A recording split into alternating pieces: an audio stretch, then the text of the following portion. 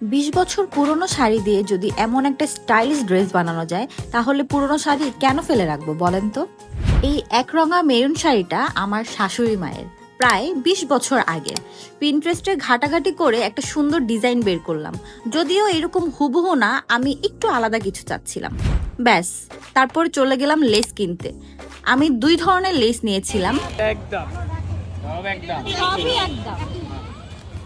এটার গজ ৩০ টাকা আর এটা ৫০ টাকা। ড্রেসের ভিতরে ইনার কাপড়ও নিলাম, গজ ছিল মাত্র ৬০ টাকা। সব মিলিয়ে খুব কম খরচে আমি এই ড্রেসটা মেক করতে চাচ্ছিলাম।